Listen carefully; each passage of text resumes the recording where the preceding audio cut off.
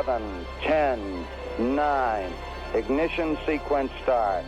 6, 5, 4, 3, 2, 1, 0. All engine running.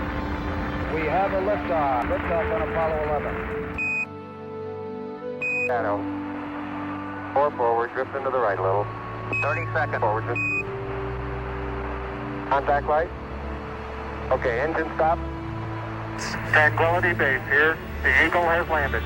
Roger, Tranquility. We copy you on the ground. You got a bunch of guys about to turn blue. We're going to be busy for a minute. Armstrong is on the moon. Yeah, Neil they're off the limb Armstrong, now. 38-year-old American, standing on the surface of the moon. On this July 20th, 1969. That's one small step for man. One giant leap for mankind. Oh, that looks beautiful from here, Neil. It has a stark beauty all its own. It's like much of the high desert of the United States. It's different, but it's very pretty out here. Beautiful view. Isn't that something? Magnificent sight out here.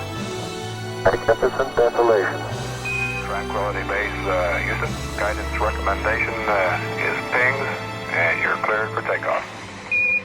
Roger, understand. We're number 1 on the runway. 7, 6, 5, engine arm ascent.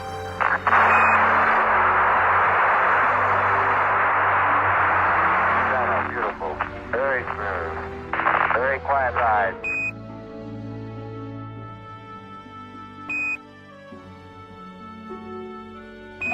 Apollo 11, this is Hornet, over. Apollo 1, this is Apollo 11, reading the loud and clear.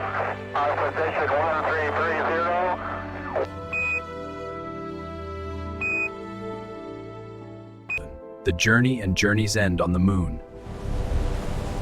Humanity's first steps beyond Earth. The surface is fine and powdery.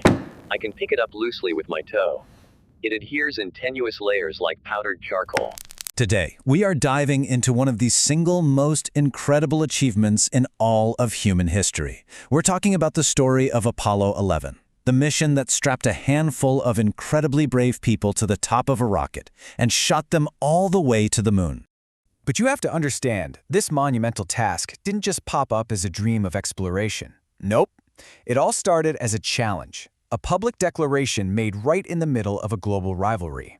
It was a promise to the entire world. So, let's get right into it. The whole quest for the moon wasn't just about scientific curiosity. It was really fueled by this incredibly intense competition between the United States and the Soviet Union. It was a battle for technological dominance, for ideological supremacy. We all know it now as the space race. And for a long time, the Soviets were just running away with it. I mean, they launched the first satellite, Sputnik, then they sent the first human, Yuri Gagarin, into orbit. Every single victory sent these shockwaves through America, creating this immense pressure to do something bigger, something that seemed, well, basically impossible. So, to meet Kennedy's absolutely audacious challenge, America had to build the most powerful machine in history. And that's where this legend comes in. Let's talk about the incredible rocket that made it all happen, the mighty Saturn V. Seriously, just try to wrap your head around that number, 160 million horsepower. This rocket was a monster. It stood over 100 meters tall and weighed as much as 400 elephants. And get this, to this day, the Saturn V is still the most powerful vehicle humanity has ever built. You know, getting this beast off the ground was a total masterpiece of engineering. Each section of the rocket had a very specific job to do. It would fire, burn through its fuel, and then just detach to shed weight, pushing that tiny little Apollo spacecraft farther and faster on its path to the moon. So on July 16, 1969, with millions of people glued to their TVs around the world, that final countdown reached 0. The ground itself literally shook, and with those iconic words, "We have a liftoff," Apollo 11 began its historic 8-day journey. But escaping Earth's gravity, that was just the first hurdle. Now we get to the most critical, most nerve-wracking part of the entire mission, the final descent to the lunar surface. This is where things get really tense. So, halfway down to the surface, a warning light starts flashing inside the lunar module. It's a 1202 program alarm. The problem? It was a code that neither Neil Armstrong nor Buzz Aldrin had ever seen before. The onboard guidance computer was completely overloaded. And just as Mission Control is telling them it's okay, that they're still go for landing, Armstrong looks out his window and sees the next crisis.